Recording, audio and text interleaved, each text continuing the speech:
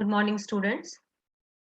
Carbonyl यौगिकों के इस 5th वीडियो लेक्चर में आज हम लोग कार्बोनिल यौगिकों की कुछ और रिएक्शंस पढ़ेंगे।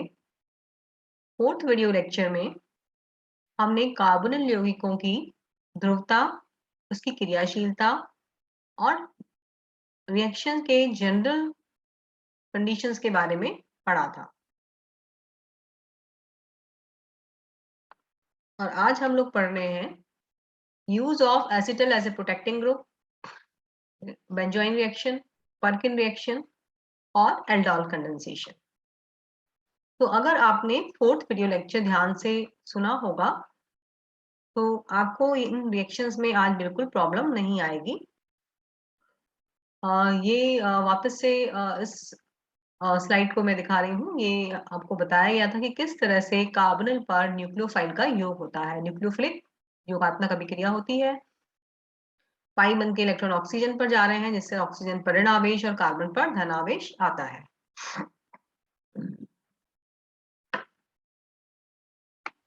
जब ये चले जाते हैं तो यहाँ धन और यहाँ ऋण, और इसलिए न्यूक्लियोफाइल का अटैक इस कार्बन पर हो जाता है। ये देख रहे हैं, न्यूक्लियोफाइल जुड़ गया कार्बन पर और ऑक्सीजन पर ऋण आवेश। अब इस ऋण आवेशित ऑक्सीजन पर कोई भी इलेक्ट्रोफाइल या प्रोटॉन का योग हो जाता है, और इस तरह से ये न्यूक्लियोफिलिक योगात्मक अभिक्रिया होती है। और इसका बेसिक कंसेप्ट, इसकी क्रियाशीलता हम लोग पहले डिस्कस कर चुके हैं, पर हम लोग एक बार फिर करेंगे, क्योंकि न्यूक्लियोफाइल का अटैक कार्बन पर इजीली जब भी होगा जब यहाँ पर धन आवेश बढ़ेगा, यानी कि इलेक्ट्रॉन घनत्व कम होगा कार्बन पर। जितना इलेक्ट्रॉन घनत्व कम होगा, कार्बन की इलेक्ट्रोफिलिसिटी उतनी ही अधिक होगी और न्यूक्लियोफाइल का अटैक भी उतना ही इजी भी हो जाएगा। तो अगर यहाँ पर आर ग्रुप लगे हैं, वो बताया था प्लस आई ग्रुप लगे होंगे, तो ये इलेक्ट्रॉन इसको देंगे कार्बन को, और इसलिए इस पर कार्बन पर इलेक्ट्रॉन घनत्व बढ़ाएंगे, यानी कि इलेक्ट्रोफिलिसिटी को कम कर देंगे, और न्यूक्लियोफाइल का अटैक मुश्किल हो जाएगा, डिफिकल्ट हो जाएगा ये कहें हम। तो इसलिए कीटोन की न्यूक्लियोफिलिक योगात्मक अभिक्रिया स्लो होती है और एल्डिहाइड की फास्ट होती है। या हम यूं कहें कि एल्डिहाइड इजीली न्यूक्लियोफिलिक योगात्मक अभिक्रिया देते हैं, कीटोन थोड़ा डिफिकल्टी से देते हैं। और एक रीजन आपको बताया था, जैसे जैसे आर समूह बढ़ेंगे, आर क्योंकि स्टेरिक हिंड्रेंस बढ़ेगा, यहाँ पर कार्बन की जो टेट्रा कोऑर्डिनेट हो गया है, तो अगर आर समूह बड़ा होता है तो वो स्टेरिक हिंड्रेंस बढ़ाता है, और इसलिए फिर न्यूक्लियोफिलिक का अटैक डिफिकल्ट हो जाता है। दूसरा एक इम्पॉर्टेंट रिएक्शन जो आपको पहले भी बताया था, लेकिन आज अभी हम लोग फिर डिस्कस कर रहे हैं, जिससे कि आप लोग आगे जब भी रिएक्शन पढ़े तो आपको दिक्कत नहीं हो। कार्बन के नेक्स्ट कार्बन, कार्बोनिल समूह के नेक्स्ट कार्बन क्या कहलाता है? अल्फा, और इससे लगा हुआ हाइड्रोजन क्या कहलाएगा? Alpha hydrogen. तो अगर कार्बोनिल समूह के पास वाले कार्बन पर अल्फा हाइड्रोजन है, तो वो CO समूह के इलेक्ट्रोनेगेटिविटी की वजह से कैसे हो जाता है? अम्लीय। इसलिए जब कोई क्षार आता है तो ये प्रोटॉन इजीली निकल जाता है। तो ये क्षार ने प्रोटॉन लिया और ये जो इलेक्ट्रॉन था वो कार्बन पर छोड़ देता है, इससे कार्बन पर ऋणावेश आ जाता है, यानी कि कार्बेनाइन बन जाता है, और इसका फिर ये अनुनाद हो जाता है। ये पाई इलेक्ट्रॉन, ये दोनों इलेक्ट्रॉन यहाँ आ गए और कार्बन समूह के पाई इलेक्ट्रॉन यहाँ आ जाते हैं। तो इस तरह से ऋण आवेश जो है कार्बन और ऑक्सीजन के बीच में डीलोकेलाइज हो जाता है। तो ये दो कंसेप्ट आप बिल्कुल समझ लीजिए कि न्यूक्लियोफिलिक एडिशन कैसे करानी है आपको, और क्षार की उपस्थिति में कैसे कार्बेनाइन बनेगा। कार्बन समूह के कार्बन पर इलेक्ट्रॉन घनत्व की कमी से अल्फा हाइड्रोजन, क्षार की उपस्थिति में अल्फा हाइड्रोजन निकल जाता है और ऋणायन यानी कि कार्बेनाइन बनता है। ये रिएक्शन हमने 4th वीडियो लेक्चर में डिस्कस किया था, लेकिन अभी हम इसको डिटेल में डिस्कस करने वाले हैं। अभी आपको बताया था कि किस प्रकार से एल्डिहाइड कीटोन पर अल्कोहल अम्लीय या क्षारीय माध्यम में अल्कोहल के साथ क्रिया कराते हैं, तो ये हेमी एसिटल बनता है पहले, जो कि अल्कोहल के दूसरे अणु के साथ क्रिया करके एसिटल बना देता है। दो OR OR हो जाते हैं।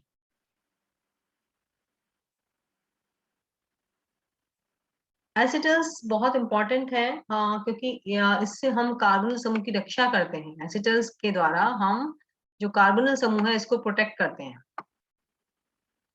इसका मतलब है कि अगर मान लीजिए किसी यौगिक के अंदर दो समूह हैं, दो क्रियात्मक समूह हैं, और हम उसकी कोई अभिक्रिया करा रहे हैं और हम ये चाहते हैं कि कार्बोनिल समूह की अभिक्रिया ना हो। हमने कोई ऐसा अभिकर्मक लिया, अगर हम वो अभिकर्मक लेते हैं तो दोनों ही क्रियात्मक समूह की क्रिया उस अभिकर्मक से हो जाती है। लेकिन हम चाहते हैं कि कार्बोनिल समूह की अभिक्रिया उस अभिकर्मक से ना हो, तो उस स्थिति में हमें कार्बोनिल समूह का प्रोटेक्शन एसिटल के द्वारा ही करना पड़ता है। यानी कि कार्बोनिल समूह की रिएक्शन, कार्बोनिल अभिकर्मक जो है, सॉरी, रिएक्टेंट है, उसको हम अल्कोहल से रिएक्शन कराते हैं, तो जिससे कि सीओ ग्रुप से बदल जाता है एसिटल में। अब अब हम जो अभिकर्मक से अभिक्रिया कराना चाह रहे हैं फिर हम कराएंगे। उससे क्या होगा कि सीओ ग्रुप तो प्रोटेक्ट हो गया, अब सीओ पर उस अभिकर्मक के द्वारा कोई अभिक्रिया नहीं होगी। और इसको हम, अब हमें वापस यहाँ सीओ चाहिए, तो इसकी अभिक्रिया जब हम अम्लीय माध्यम में इसका हाइड्रोलिसिस कर देते हैं,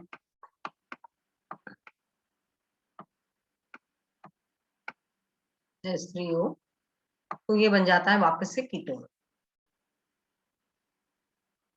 अगर जलीय अम्ल के साथ इसकी क्रिया करा देते हैं तो वापस से हमें क्या मिल जाता है, एसिटल से कीटोन। तो इस तरह से हम प्रोटेक्ट करके बहुत इजीली रिएक्शन को संपन्न करा देते हैं। ये देखिए, ये हमने इसका अम्लीय माध्यम में जल अपघटन कराया तो वापस हमें क्या मिल गया है, कीटोन। डी प्रोटेक्ट कर दिया, पहले प्रोटेक्ट किया ग्रुप को, एसिटल बनाने को क्या कहेंगे हम, प्रोटेक्शन ऑफ कार्बोनिल समूह। फिर हम इसका जब हाइड्रोलिसिस कर रहे हैं तो इसको डी प्रोटेक्ट कर दिया, वापस से क्या मिल गया, कीटोन, एल्डिहाइड कीटोन। इसको हम इस तरह से भी समझ सकते हैं। और ये तो थे एसिटल, हम चक्रीय एसिटल भी बना सकते हैं। चक्रीय एसिटल बनाने के लिए हमें एल्डिहाइड कीटोन की रिएक्शन 1,2 डायोल से करानी पड़ती है, और इस तरह से ये ऐसे आप करा दीजिए और ये पानी निकाल दीजिए। अम्ल की बहुत सूक्ष्म मात्रा की उपस्थिति में होती है अभिक्रिया, और इस तरह से कार्बन ऑक्सीजन से जुड़ जाएगा इधर, और ये कार्बन इस ऑक्सीजन से जुड़ जाएगा, और ये कहलाता है चक्रीय एसिटल। और इस चक्रीय एसिटल को जब हम जलीय अम्ल के साथ अभिक्रिया कराते हैं अम्लीय माध्यम में, बिल्कुल डाइल्यूट अम्लीय माध्यम में, तो वापस एल्डिहाइड कीटोन प्राप्त हो जाता है। तो ये रिएक्शन, ये हो गया प्रोटेक्शन और ये हो गया डी प्रोटेक्शन। परंतु ये जो चक्रीय एसिटल है, अगर इनको हम क्षार की उपस्थिति में इनकी अभिक्रिया कराते हैं, जल अपघटन कराते हैं, तो कोई रिएक्शन नहीं होगी। अगर क्षार की उपस्थिति में कराएंगे इसका जल अपघटन तो अभिक्रिया नहीं होगी, यानी कि एल्डिहाइड कीटोन वापस नहीं प्राप्त होगा। तो इसी एसिटल के इस गुण के कारण ही हम एल्डिहाइड और कीटोन के समूह का रक्षण करते हैं, इसको हमें प्रोटेक्ट करना पड़ता है। तो उस इस पे इसके समझने के लिए अभी आप ये रिएक्शन देखिए नीचे वाला, इसमें दो क्रियात्मक समूह है, कार्बोनिल और एसिटिलीन, अल्काइन।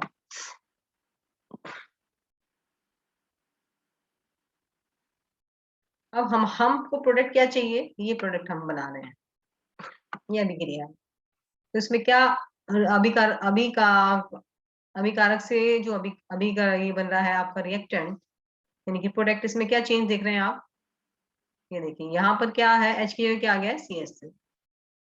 तो अगर आपको एल्काइन की अभिक्रियाएं पता हो, आपको मालूम हो, तो ये एल्काइन में जो कार्बन पर जो H होता है, ये कैसा होता है, अम्लीय होता है। तो पहले तो हमको इसको हटाना पड़ेगा। तो क्षार की उपस्थिति में हम इसको क्या करेंगे, क्योंकि ये प्रोटॉन है, अम्लीय है, तो क्षार लेंगे। क्षार की उपस्थिति में ये प्रोटॉन हट जाएगा और ये बन जाएगा एसिटिलेनिक आयन। अब इस पर हम फिर RX की अभिक्रिया कराएंगे, एल्किल हैलाइड की, CH3X की, तो ये आ जाएगा CH। तो ऐसे रिएक्शन हो जाएगी। लेकिन ऐसा नहीं है, क्योंकि जब हम क्षार लेते हैं तो ये कार्बोनिल समूह की अभिक्रिया भी हो सकती है, कार्बोनिल समूह भी रिएक्शन कर लेता है, क्योंकि क्षार की उपस्थिति में यहाँ से प्रोटॉन निकल जाएगा, तो इसलिए CO ग्रुप की अभिक्रिया भी हो जाएगी, लेकिन हमें प्रोडक्ट क्या बनाना था, ये बनाना है जिसमें कि CO ग्रुप प्रोटेक्टेड है, एज इट इज है। तो इसलिए इस रिएक्शन को हम कैसे करेंगे, हमें CO ग्रुप को प्रोटेक्ट करना पड़ेगा। हमने डायोल लिया, ये आपने पानी निकाल दिया, ये H यहाँ से और एक H यहाँ से और ये ऑक्सीजन, और इस तरह से बन गया एसिटर, हेमीसाइक्लिक एसिटर, और ये एसिटिलीन। अब CO ग्रुप जो है वो प्रोटेक्ट हो गया, और अब हम अमाइड के साथ, सोडियम अमाइड जो कि एक क्षार की तरह से काम करेगा, उसके साथ अभिक्रिया कराएंगे तो ये प्रोटॉन निकल जाएगा, और फिर हम मेथिल आयोडाइड या मेथिल ब्रोमाइड के साथ अभिक्रिया कराएंगे तो ये यहाँ पर आ जाएगा एल्किल ग्रुप, ये आ गया। अब इसको हमें डी प्रोटेक्ट करना था, इसको हमें हटाना था, तो हम अम्लीय माध्यम में हाइड्रोलिसिस करेंगे तो साइक्लिक एसिटल वापस क्या बन जाएगा यहाँ पर, कीटोन। तो यही प्रोडक्ट हम चाह रहे थे बनाना इससे, तो इस तरह से हमने ये प्रोडक्ट बनाया। अगर हम इसका प्रोटेक्शन नहीं करते, ये डायोल नहीं लेते, तो CO ग्रुप का भी रिएक्शन बेस के साथ हो जाता, जो कि हमें नहीं चाहिए था। एक और एग्जांपल हम देख रहे हैं, ये है साइक्लिक एस्टर, कीटो एस्टर। तो इसका हम अपचयन कराते हैं लिथियम एल्युमिनियम हाइड्राइड की प्रेजेंस में, तो CO, तो हमें ये प्रोडक्ट चाहिए ये, लेकिन जब हम इसका लिथियम एल्युमिनियम हाइड्राइड के साथ अपचयन कराते हैं तो ये भी कार्बन समूह का भी अपचयन हो जाता है CH2OH। अगर हमने सीधा लिथियम एल्युमिनियम हाइड्राइड डाला तो दोनों ही एस्टर और कीटोन दोनों ही CH2OH में, यानी कि प्राइमरी अल्कोहल में चेंज हो जाएंगे। लेकिन हम प्रोडक्ट में देख रहे हैं कि हमारे प्रोडक्ट में ये इसका अपचयन नहीं हुआ है। तो ये कैसे संभव है, ये जब ही संभव है कि हम इसको प्रोटेक्ट कर लें, तो इसलिए हमें CO ग्रुप को प्रोटेक्ट करना पड़ेगा। वही आपने 1,2 डायोल लिया है, और तो ये साइक्लिक यौगिक बन गया, ये ऑक्सीजन, इसका H एक, इसका H एक, और ये आपने जोड़ दिया OO CH2, ये CH2, ये CH2, हमने ऐसे लिख दिया इसको। आप यहाँ पर CH2 भी लिख सकते हैं। और अब हमें किससे अभिक्रिया करानी थी, इसको किससे बदलना था, अल्कोहलिक ग्रुप में, तो उसका हमने अपचयन कराया था जलीय माध्यम में, तो ये बन गया था CH2OH। अब चूंकि हमें इसको डीप्रोटेक्ट करना है, इसको हटाना है, तो हम इसका अम्लीय माध्यम में जल अपघटन कर देंगे, जिससे कि कीटोन वापस आ जाएगा, और इसलिए जो प्रोडक्ट हम चाह रहे थे बनाना वो बन जाए। तो इस तरह से ये एग्जाम पॉइंट ऑफ व्यू से बहुत इंपॉर्टेंट है, परीक्षा में अक्सर आता है। आप कोई भी एक एग्जाम्पल इसमें से याद कर लीजिए, चाहे पहले वाला चाहे ये वाला, क्योंकि ये पूछा जाता है कि किस तरह से एसिटल को हम as a protecting group use करें, तो कम से कम आपको एक एग्जाम्पल देकर बताना ही होगा। नेक्स्ट है बेंजोइन कंडेंसेशन। ये बेंजोइन कंडेंसेशन जो है वो एरोमेटिक कंपाउंड्स के अंदर होता है।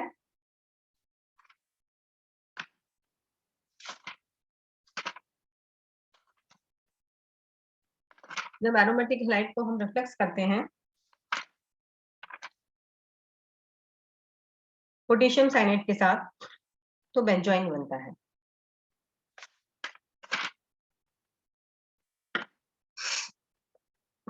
कैसे बनता है, किस तरह से आपको याद रखना है कि जो दो हम इसमें दो मॉलिक्यूल एल्डिहाइड या कीटोन के आपस में अभिक्रिया करते हैं और इस तरह से जुड़ जाते हैं, तो आपको एक एल्डिहाइड कीटोन का CO का जो कार्बन है और दूसरे एल्डिहाइड कीटोन का जो CO का कार्बन है, उन दोनों को जोड़ना है। ये this is a new bond, ये आपको नया बॉन्ड बनाना है। दोनों जो दो एल्डिहाइड या कीटोन मॉलिक्यूल हमने जो लिए हैं, उन दोनों के कार्बोनिल समूह के कार्बन को जोड़ देना, और एक एल्डिहाइड कीटोन का CO तो एज इट इज रहेगा, दूसरे एल्डिहाइड कीटोन का CO OH में बदल जाएगा, तो इस तरह से प्रोडक्ट आ जाएगा। रिएक्शन कैसी है, न्यूक्लियोफिलिक एडिशन रिएक्शन है। आपको याद रखना है कि बेंजोइन में रिएजेंट क्या है, सबसे इंपॉर्टेंट चीज यही याद रखनी है आपको कि रिएजेंट क्या है। साइनाइड है,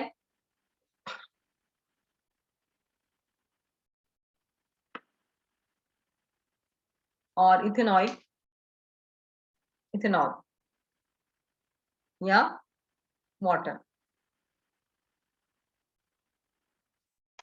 क्रियाविधि हम इसकी देख लेते हैं। जो KCN है उससे साइनाइड न्यूक्लियोफाइल आपको मिलता है और इसका न्यूक्लियोफिलिक योगात्मक अभिक्रिया हम कर देंगे। ये पाई इलेक्ट्रॉन यहाँ गए तो इस पर नेगेटिव चार्ज आ गया। अब जो भी जल है उससे प्रोटॉन जो है वो यहाँ पर ऑक्सीजन पर जुड़ जाता है, हाइड्रोजन यहाँ पर ऐड हो जाता है, तो ये प्रोडक्ट हमारे को मिल जाता है ये। अब इसमें फिर हाइड्रोजन ट्रांसफर होता है और ये हाइड्रोजन देखिए ट्रांसफर हो रहा है यहाँ। जब हाइड्रोजन जाता है यहाँ से, क्योंकि जो जल हमने लिया था उसका जो ऋण भाग है OH वो इस प्रोटॉन को खींचता है, जिससे कि यहाँ पर क्या आ जाता है ऋणावेश, ये बन जाता है कार्बन आयन। और ये किसी तरह एक्ट करेगा एज ए न्यूक्लियोफाइल।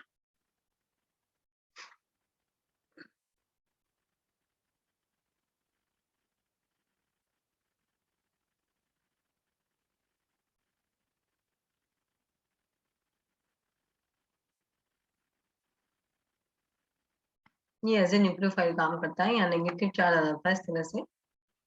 और तो ये जो OH था इसने H को लिया और इससे कार्बन पर नेगेटिव चार्ज आया और ये इसकी अनादित संरचना बनाई गई है। ये इलेक्ट्रॉन यहाँ आ गए हैं और कार्बन कार्बन ट्रिपल बॉन्ड के पाई बॉन्ड के इलेक्ट्रॉन नाइट्रोजन पे चले गए, जिससे कि ये अनादित संरचना बन गई है, ये जो आप देख रहे हैं।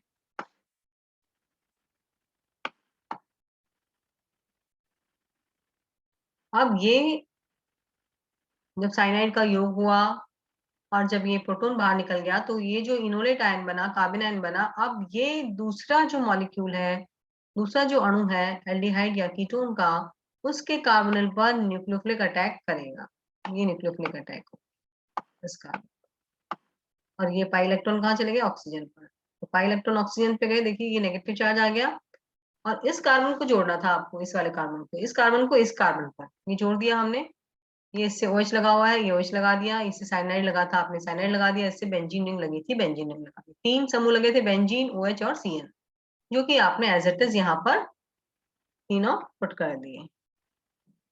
हम कलर चेंज कर देते हैं जिससे कि आप इसको समझ पाए।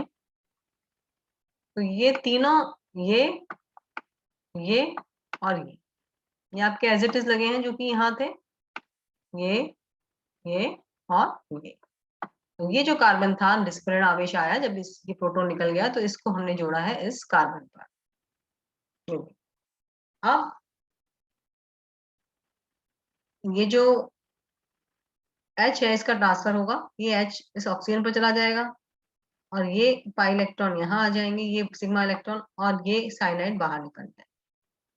साइनाइड बाहर निकल गया, प्रोटॉन निकल गया, तो ये क्या आ गया यहाँ पर डबल बॉन्ड हो, ये देखिए। तो इस तरह से दो एल्डिहाइड के CO CO जुड़ जाएंगे, ये नया बॉन्ड बन गया। एक CO एज इट इज रहता है, एक CO चेंज हो जाता है OH के अंदर। तो ये सिंपल सी रिएक्शन जो आपको मैकेनिज्म से द्वारा समझा दी गई है। सिर्फ हमें ये याद रखना है कि बेंजोइन कंडेंसेशन में अभिकर्मक साइनाइड है, अल्कोहल या जल की उपस्थिति में अभिक्रिया की जाती है और इससे हमें बेंजोइन मिलता है।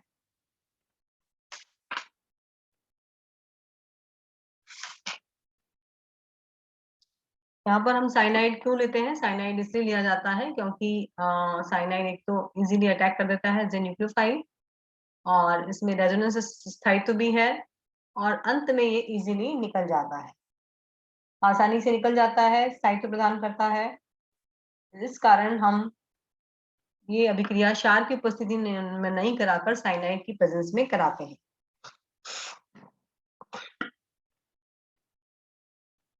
अच्छा, बेंजोइन कंडेंसेशन है वो दो अलग अलग एल्डिहाइड कीटोन के बीच में भी हो सकती है, दो अलग अलग एल्डिहाइड हो सकते हैं, दो अलग अलग कीटोन हो सकते हैं, या एक एल्डिहाइड एक कीटोन की उपस्थिति में भी हो सकती है। अब कौन सा दो दो जब हम अलग अलग लेंगे तो कौन सा एज ए न्यूक्लियोफाइल काम करेगा, ये डिपेंड करेगा कि जिसकी क्रियाशीलता ज्यादा होगी। जो 2 एल्डिहाइड अलग-अलग आपने लिए हैं, तो जो ज़्यादा क्रियाशील होगा एल्डिहाइड वो एक्ट करेगा एज़ ए न्यूक्लियोफाइल। तो देखिए ये 2 हमारे पास है। आपको जब फैक्टर्स मैंने समझाए थे, तो उससे आप लोग समझ सकते हैं।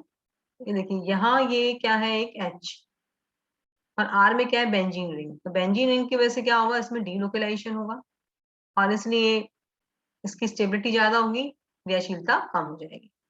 ये जो एल्डिहाइड है यहाँ पर ये CH2 है, ये CH2 है, फिर बेंजीन रिंग है। तो इसलिए यहाँ पर अनुनाद नहीं होगा, तो इसलिए इस एल्डिहाइड की क्रियाशीलता इस वाले से ज़्यादा होगी। तो ये तो एज़ एक्ट करेगा न्यूक्लियोफाइल।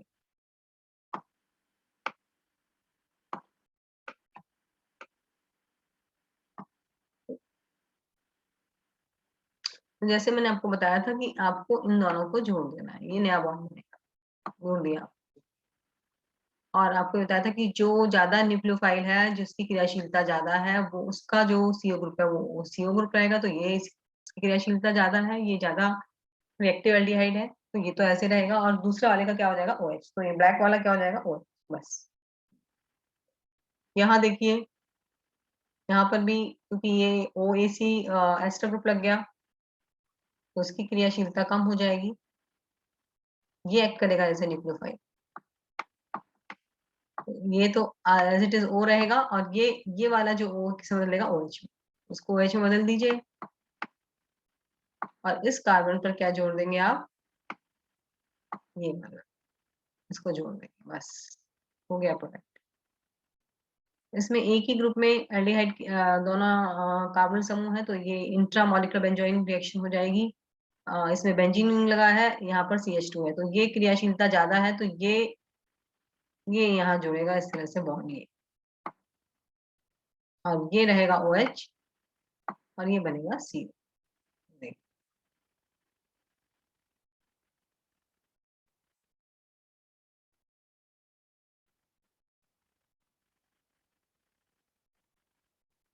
इस तरह से हम रिएक्शन करा सकते हैं बिना रटे हुए। नेक्स्ट रिएक्शन है पर्किन रिएक्शन। ये भी एरोमेटिक एल्डिहाइड, जिनमें की अल्फा हाइड्रोजन परमाणु वाला एलिफेटिक अम्ल के साथ हम इसकी अभिक्रिया कराते हैं, बेंजल्डिहाइड या एरोमेटिक एल्डिहाइड को। जब हम हीट करते हैं, इनके पास अल्फा हाइड्रोजन हो, ऐसे हम एनहाइड्राइड के साथ रिएक्शन कराते हैं। ये एनहाइड्राइड है, यहाँ पर अल्फा हाइड्रोजन है। तो इसमें कैसे करना है, प्रोडक्ट कैसे बनाएंगे आप, जो CO ग्रुप का ऑक्सीजन है और इसका जो 2 अल्फा हाइड्रोजन है, इसमें से जल का अणु बाहर निकल गया और इन दोनों को जोड़ दिया। ये देखिए,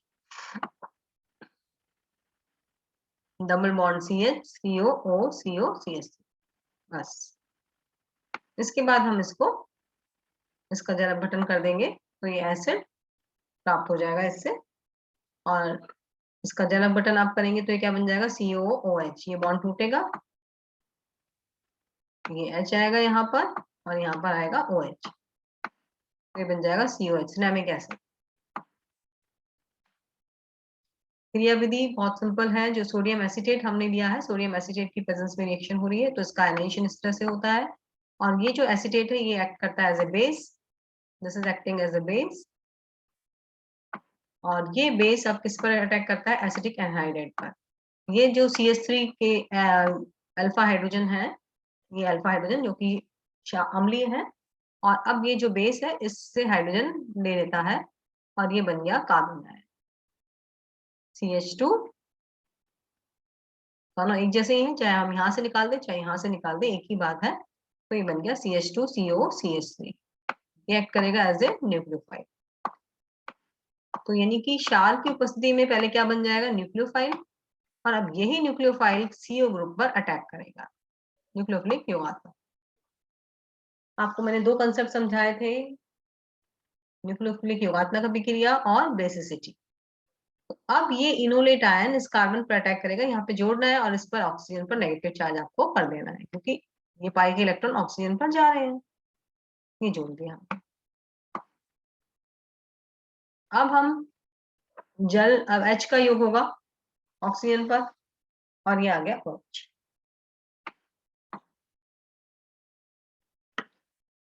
अब ये जब इसको गर्म करते हैं तो ये पानी निकल जाता है और ये बनता है पाई बॉन्ड। और अब हम इसका अपघटन कर रहे हैं अम्लीय माध्यम में। तो एस्टर जो है, इसका जब हम अम्लीय माध्यम में जब अपघटन करते हैं तो ये बदल जाता है एसिड के अंदर। ये बन गया सिरामिक एसिड और ये एसिटिक एसिड। तो बिल्कुल सिंपल है। इसमें अगर आप रटना नहीं है, स्टेप बाय स्टेप जैसे मैथ में हम चलते हैं वैसे ही आप मैकेनिज्म में चलेंगे। और सिंपल जो मैंने आपको प्रोडक्ट बनाने का तरीका बताया था वो ये बताया था कि पानी आपको निकाल देना है और जो भी आपके पास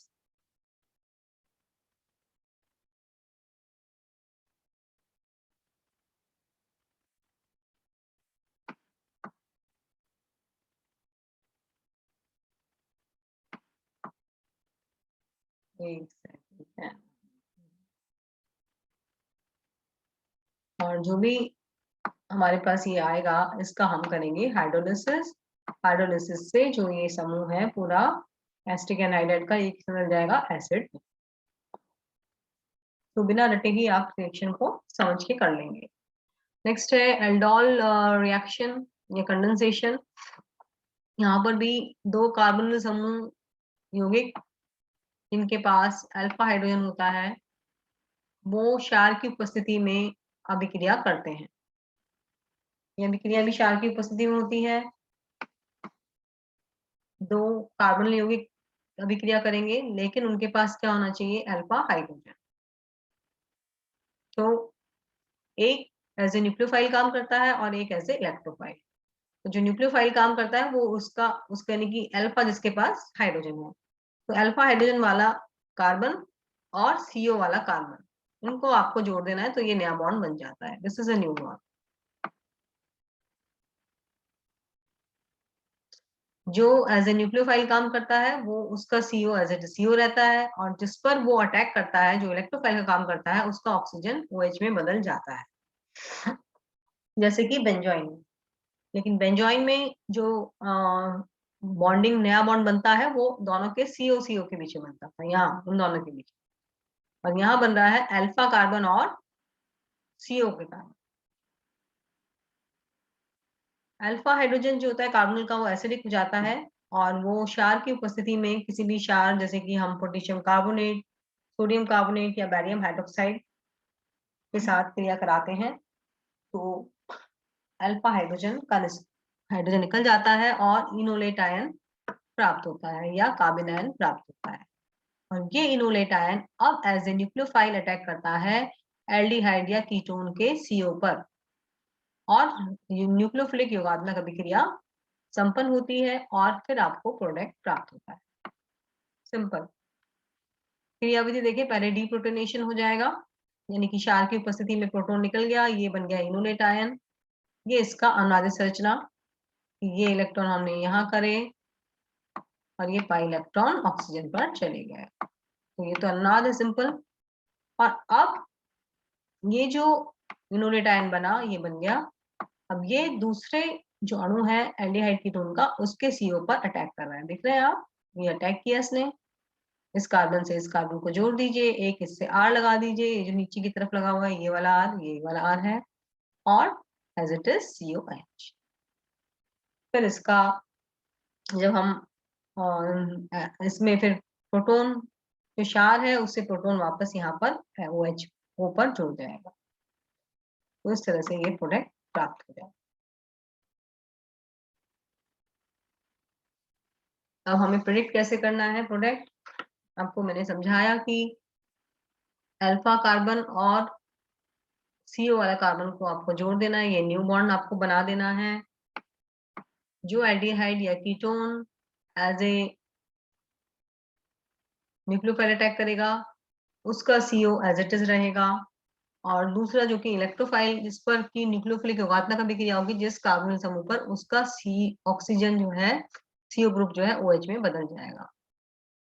यहाँ आप करके करिए बिना रटे, ये आपको OH कर दीजिए और एक कार्बन को अल्फा कार्बन से जोड़ेंगे हम। ये देखिए इसको तो हमने OH कर दिया और यहाँ पर हमने क्या जोड़ा, CH2, ये वाला।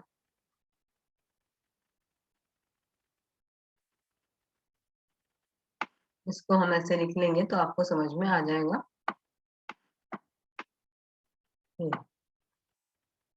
ये आपका इनोवेट आएगा।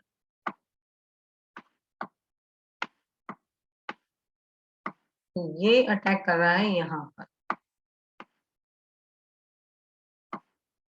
तो यहाँ पे अटैक किया तो क्या बना, ये और ये, यहाँ पे H लग गया और ये हो जाएगा OH, और इस कार्बन से जोड़ना था ना आपको, ये ये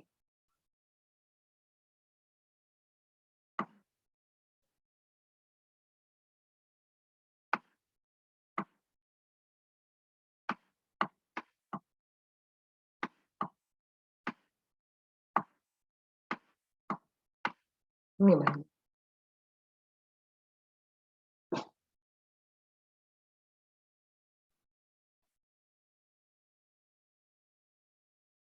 इसमें हम देखेंगे तो ये अल्फा है, तो ये ऐसे जुड़ेगा, अल्फा कैसे बनेगा,